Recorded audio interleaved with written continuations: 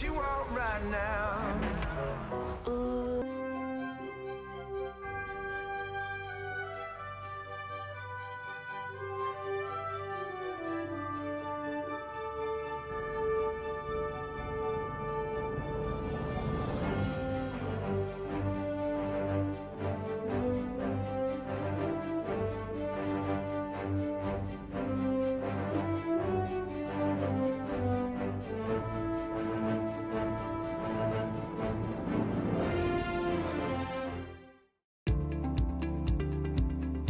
Hello everyone, it's my great pleasure to welcome you to our 2021 Xbox at Gamescom stream. I can't believe it's been 2 years since we were together in person in Germany. And in fact, it's been 6 years since we hosted our first ever Fan Fest with over 1,000 Xbox fans on a giant boat on the Rhine River right there in Cologne, Germany. I have so many wonderful memories from back in 2015 with our fans and all the Fan Fest events that have happened every year since then. I even remember it was raining and that first Fan Fest, fans were waiting in the rain and they were still so excited just to come in and be part of the event. And Phil Spencer, Major Nelson, and others for the team were there greeting them as they were waiting. I made so many friends from that event. Even to this day, I stay connected with fans around the world that I've met at FanFest. And on behalf of all of us at Team Xbox, we truly treasure these memories and we miss being there in person. That's the highlight of the year for us, is to get out and be with our fans in person. We know fans in Germany, across Europe, and from around the world would travel to be there with us at Gamescom. And we will be back with you in the future. But we still want to take a moment to celebrate the Xbox gaming community and the games that continue to connect us. When you meet people face to face and you hear their real stories, you begin to understand the power of social connection that only gaming can unlock. This year, I'll miss hosting that lunch we did with fans every year at Gamescom, or the impromptu meets and greets we would do at Gamescom with our studio teams, going out for coffee and answering all the questions that our fans had. But I also love how our FanFest community has grown globally. And hearing stories of fans that are sharing swag from events or looking out for each other, especially during difficult times, that really warms my heart. I love the family feeling that our gaming community fosters. And given the state of the world today, for so many people, gaming is now the primary way that many of us stay connected. It is our primary social way to connect with our friends, no matter where they are. And that's why I'm excited to highlight especially our German and European community today and celebrate the connections we formed with them through Xbox. Because whether you're there in person or not, we're still connected through our memories and our passion for games. On behalf of everyone at Team Xbox, to all of the Gamescom gaming community and fans, thank you for the memories. Thank you for joining us here at 2021 Xbox Gamescom Stream. Die Gamescom bedeutet mir unglaublich viel. Sie ist mehr als nur ein Sommerurlaub, mehr als nur ein Ausflug. Es ist der Ort, an dem alle Gamer zusammenkommen, um ihre Passion auszuleben.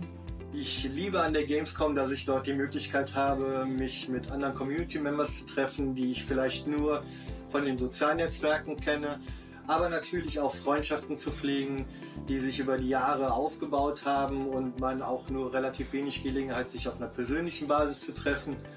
Ich freue mich immer sehr, wenn neue Spiele vorgestellt werden und dass man natürlich neue Produkte zu sehen bekommt. Und die vielen Merchandising-Stände komplettieren dann das ganze Gesamtbild. Mit Gamescom verbinde ich ganz stark Community. Ganz einfach, weil bei meiner ersten Gamescom 2014 habe ich so meine eigene Community so ein bisschen gefunden. Genau weil ich eben herausgefunden habe, dass es Leute gibt, die genauso verrückt sind wie ich und auch in ihrer Freizeit Kostüme bauen, aus Spielen und aus Filmen und allem möglichen.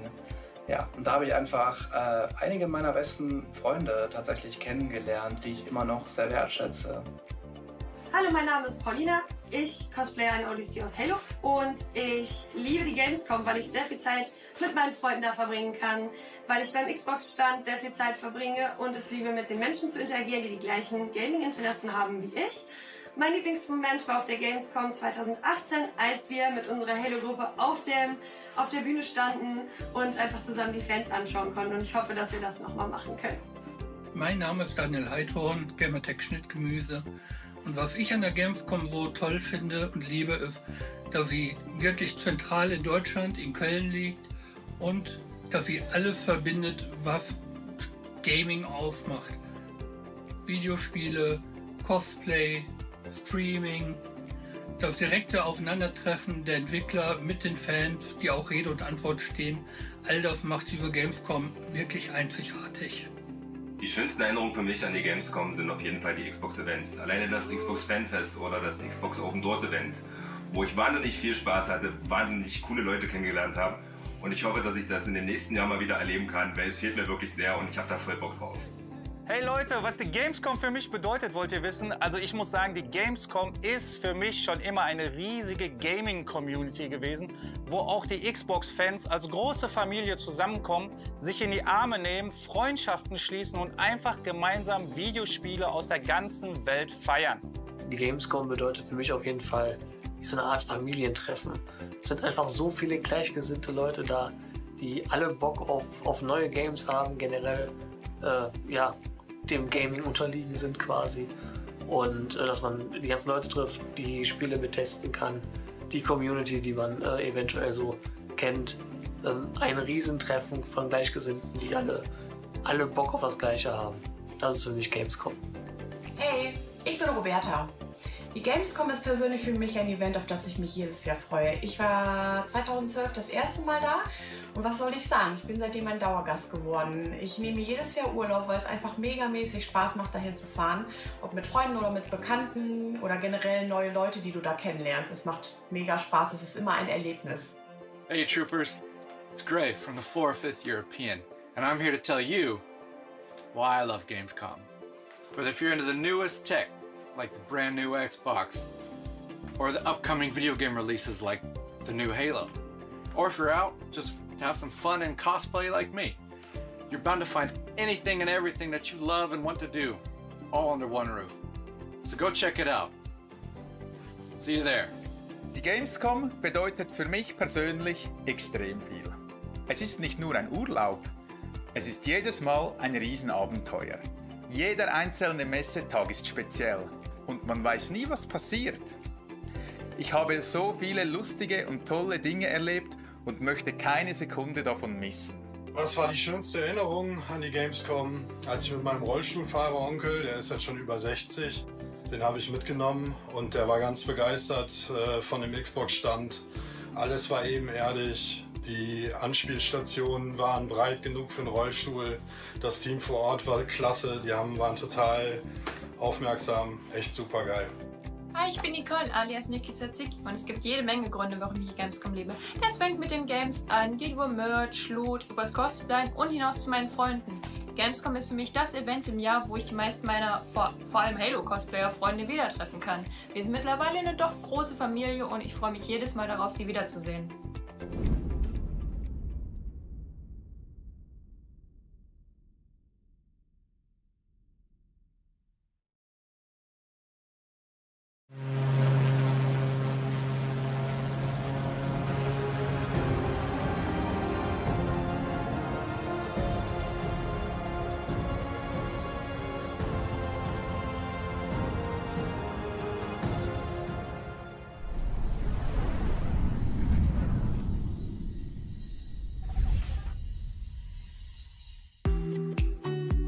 Hello everyone and welcome to our Gamescom 2021 Xbox stream. We've got so many great game updates to share with you today. We're talking Age of Empires 4, Psychonauts 2, and my personal favorite, Microsoft Flight Simulator.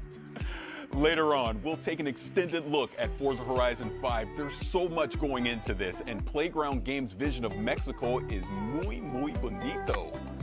And we'll be getting our first look at the cover car for the game, Paris. I got $5 on it being one of those electric scooters that you see piled up on the sidewalk.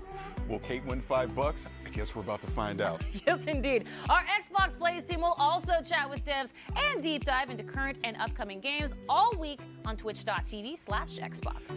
Let's get started with Techland and their upcoming zombie parkour sequel, Dying Light 2: Stay Human.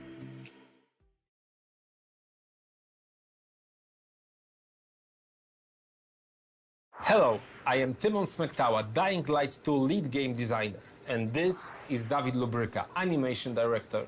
Hi. We can't wait until December 7th to finally give you Dying Light 2 Stay Human, the game we have been working on really hard for the last few years. We're hoping the gameplay video you're about to watch will give you a foretaste of parkour and combat systems waiting for you in the game. And we are just about to enter the city, fighting our way through its brutal and dangerous streets. Though, as you will see in a moment, there are plenty of things you can use to your advantage.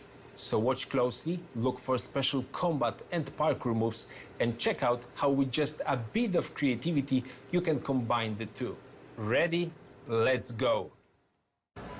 Sometimes I wonder what this city looked like before all this. Probably like many others. People had their ambitions, plans, lives. Now it's all gone.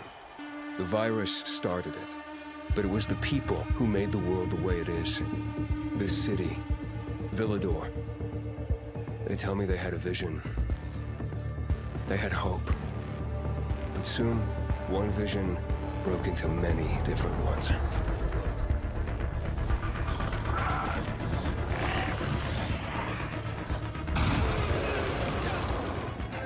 Instead of fighting together, people stood against each other. War broke out. Was it a little bird with a broken leg? Hope died.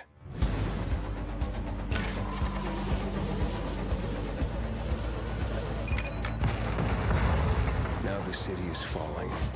Each time we strike down an enemy, we absorb their strength. But I can't let that happen. At least, not yet. I need the secrets the city holds. Fuck!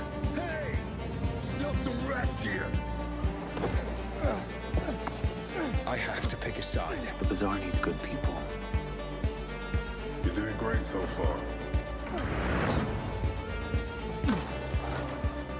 I have to make a difference. Let's check and see.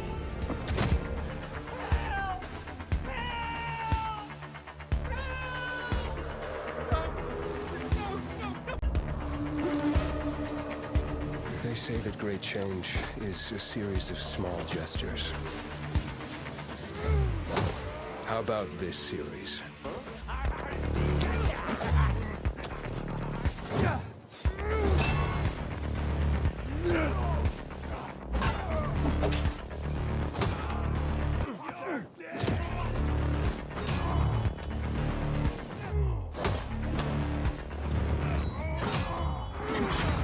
Is all hope really gone?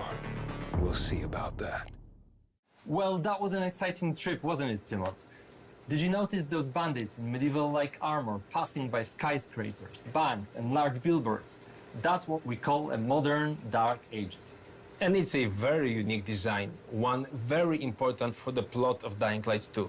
But there's another thing that stood out to me, all those parkour moves that you and your team has put so much effort into.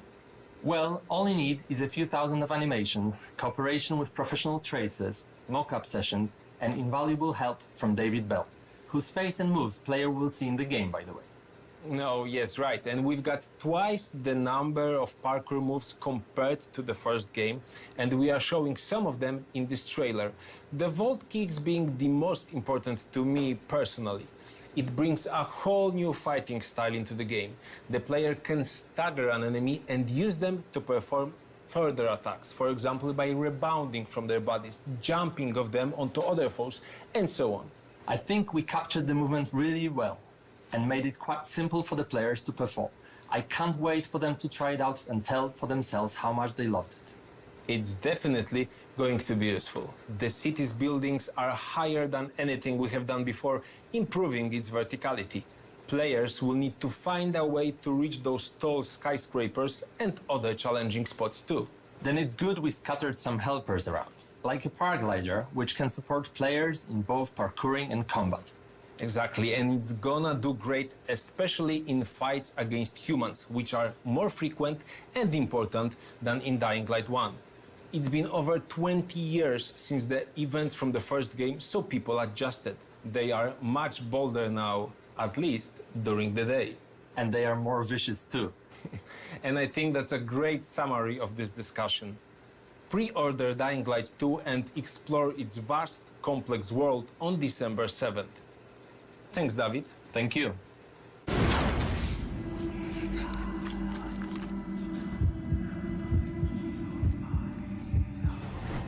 For the first time in the storied history of the franchise, Microsoft Flight Simulator launched on a home console with the release on Xbox Series X and S last month.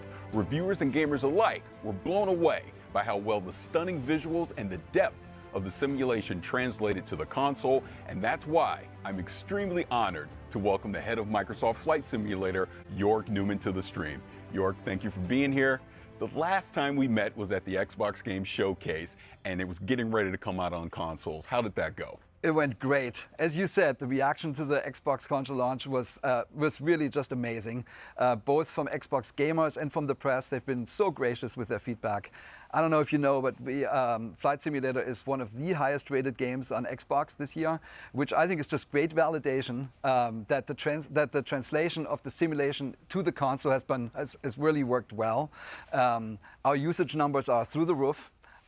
We are absolutely shattering franchise records, and I can tell you there have never been more people playing Flight Simulator than right now. So it's an awesome time.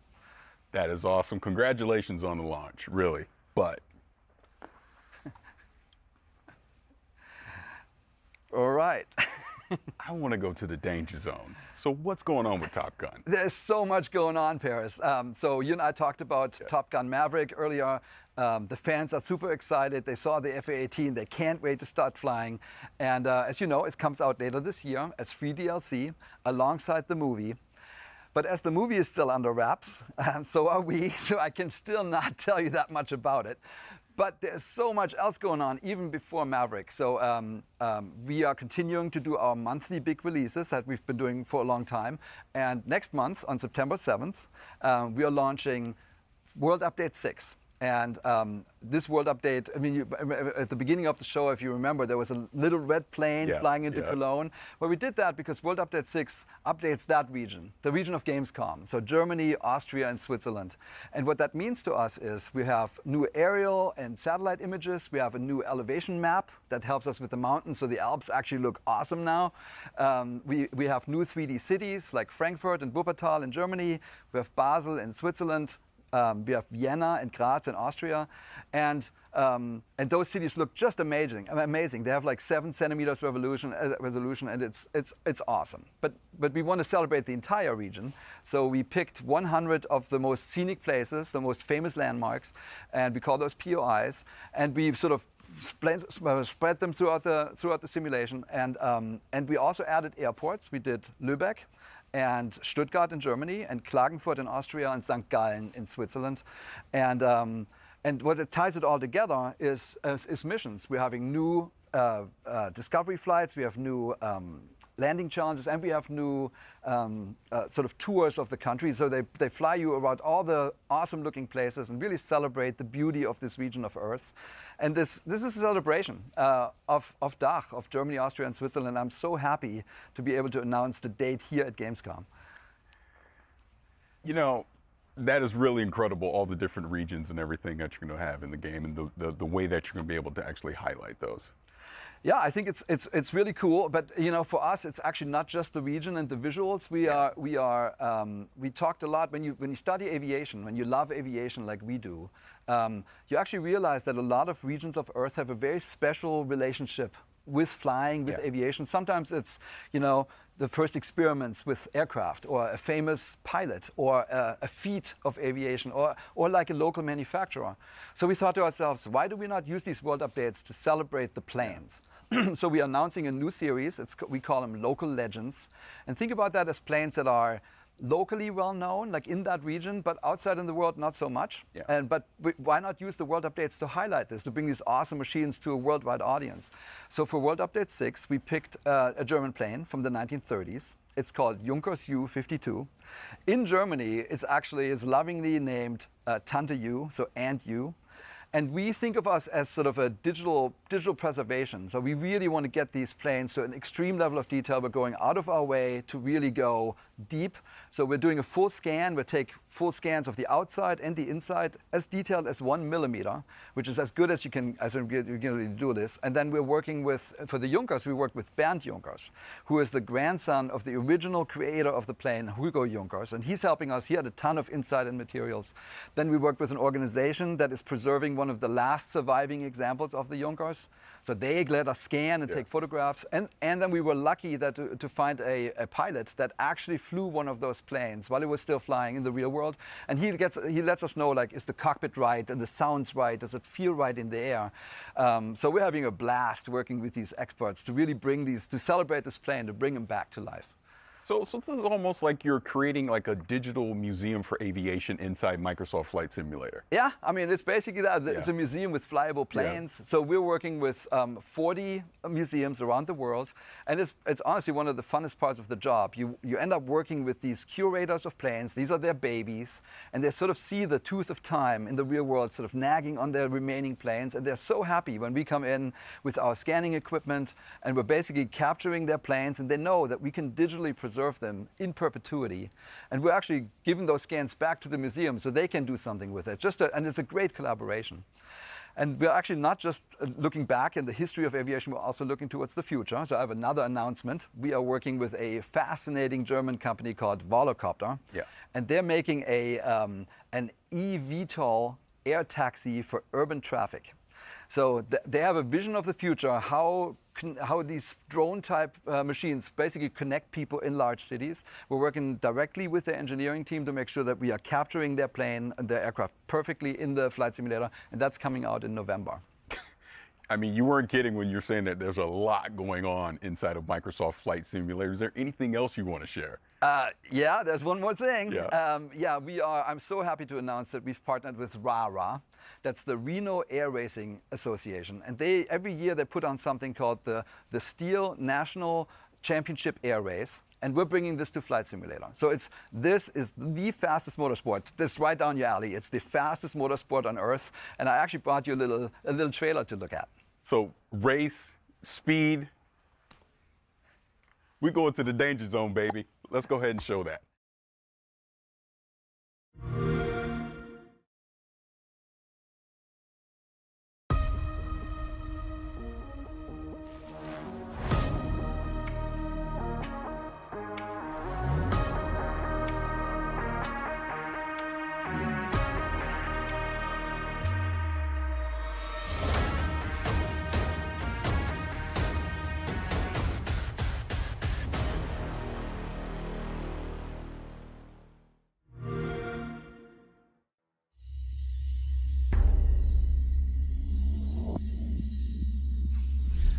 You know I like going fast, and you know I love being in the danger zone. When is this coming out? Man, these planes, they fly 500 miles, faster than 500 miles an hour, 50 to 250 feet above the ground. So you are definitely going to be in the danger zone. I mean, without going into too much detail, this Reno Air Race is actually the largest expansion we have since we launched on Flight Simulator. It's not just because we scanned all the famous race planes of the world, there's lots of them. This is also the first time when you can basically race against your friends and pilots across the planet. And so a competitive multiplayer is coming to Microsoft Flight Simulator, and that will definitely test your pilot skills. And you ask, when is it coming out? This is coming out this fall, so it's right around the corner. Oh, that is fantastic. And you know I have the need for speed, so I can't wait to get my hands on this and participate in some of these air races. Awesome, man. We got you covered. Yeah, all right, thank you. If going fast on the ground is more your speed, keep an eye out for an extended look at Forza Horizon 5 later on in the stream. We'll also talk with Wasteland 3's game director about the game's next big DLC. But first, if you're an Xbox Game Pass subscriber, we have some great news for you.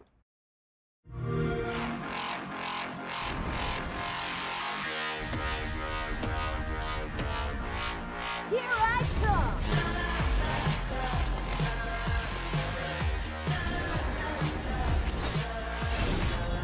Build a weapon, one that blows the world away. Build a rocket that'll come and take away us all. Gonna come back, I am coming back in a day. Build a weapon that'll turn us into newborns again.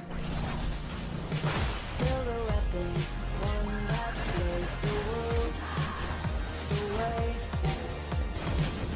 Build a rocket that'll come and take away us all. Gonna come back, I am coming back in a day. Build a weapon that'll turn us into newborns again.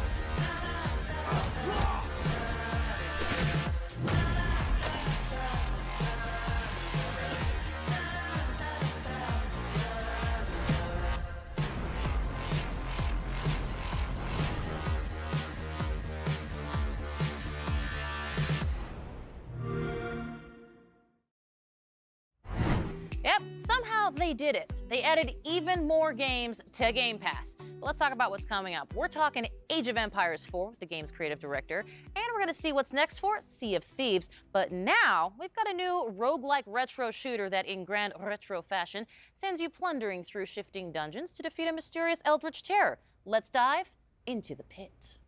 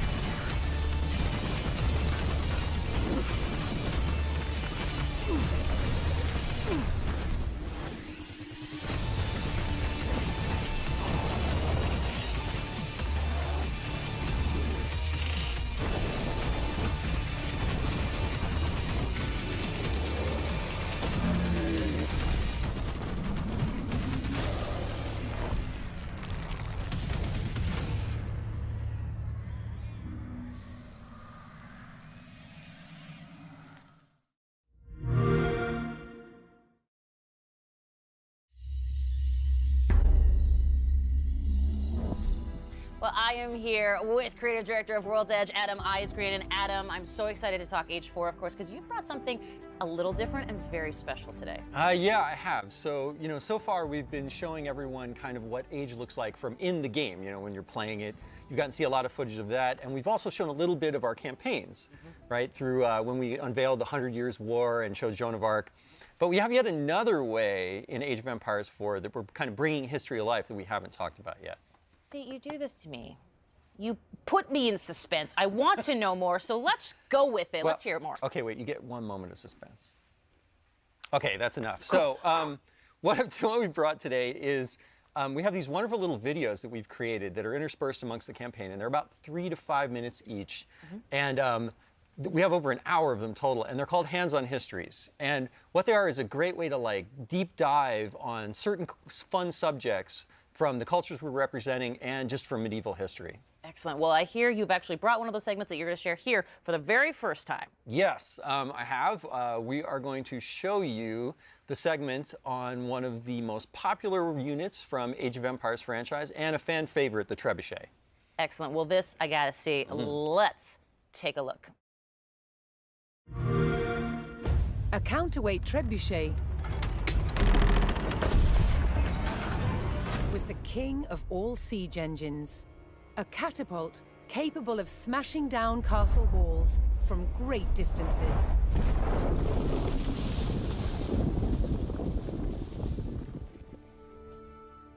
At Warwick Castle in England, they've built a replica, one of the largest in the world.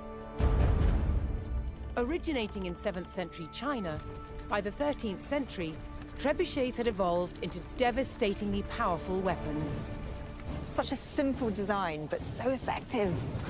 It has several key features. A pivoted arm with a weight at one end, and a sling to hold the projectile at the other. To prime, the 6-ton weight is raised using tread wheels. So this is one of the wheels, one of two that's attached to an axle, which would lift the counterweight, weighing 6 tons. It's based on muscle power alone. What's essential about launching a projectile as far as possible is making sure that this end of the arm is moving as fast as possible. So once that weight drops, it really sends this point of the arm moving at its highest velocity. This was done by positioning the pivot close to the counterweight and by launching the projectile from a sling. When released, the sling whips round, vastly increasing the launch speed. Trebuchets were carefully aimed, like modern guns. In order to weaken the castle walls or even breach them, you had to make sure that the projectiles hit the same spot every single time. For each projectile to follow the same trajectory, they all had to be the same weight and shape. To achieve this, masons used a gauge. Now I'm going to load this projectile into the sling.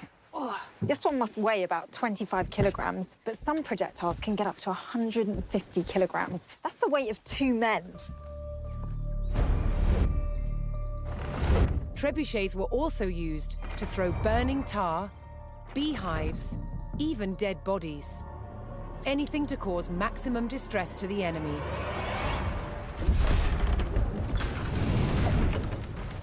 Did you hear that whoosh? It was the counterweight trebuchet's lethal combination of power and accuracy that made it the ultimate medieval siege weapon.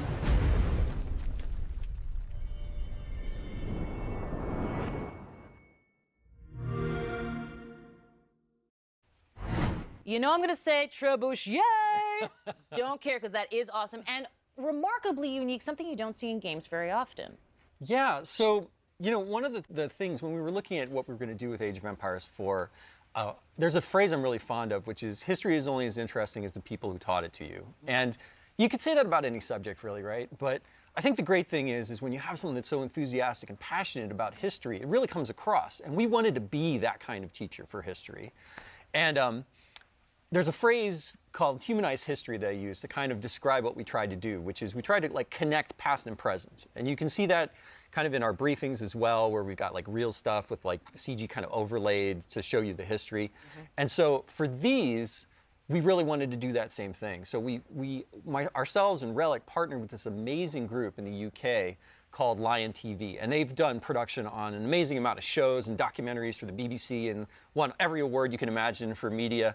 And they travel to all of these locations in all these different countries to meet with these subject matter experts and get all of this great footage on how things really worked and how things were made. And it's been delightful to kind of go through that process and, you know, get all these and finally start showing them to everyone.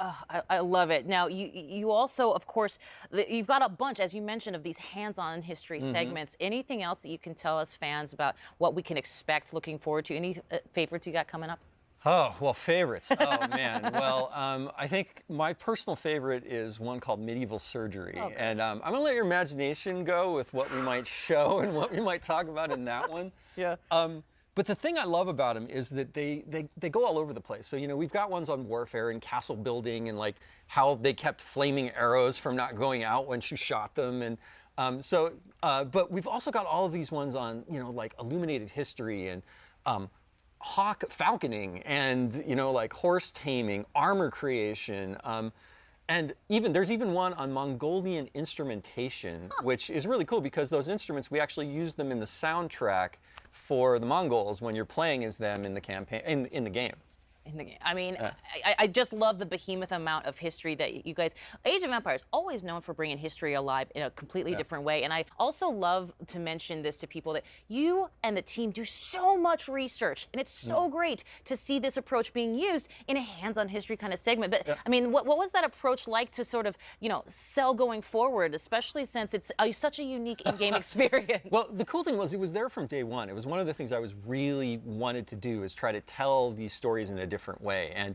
But I'll tell you, like full disclosure, it's been insanely nerve-wracking because we're trying something completely different that no one's ever done before in a game, right? We're we're history, but we're a game, but we're teaching you things, but you're having fun. And finding that middle ground has been really challenging. And you know, every time we've tried to show, we've shown the campaigns or we've shown these hands-on histories, I've been like, oh God, is it gonna work? Like, people gonna like this? And the great thing is so far, everyone that's really experienced the entire thing put together have just been like, wow, this is great. And it's so different and kind of cool and refreshing. So, so far so good, right? But yeah, it's been a journey, you know, to get all this done and put the whole game together. Well, I love that you mentioned journey because we are coming towards the end of this development journey for Age 4. Talk to me about where people can find and learn more about Age of Empires 4. I know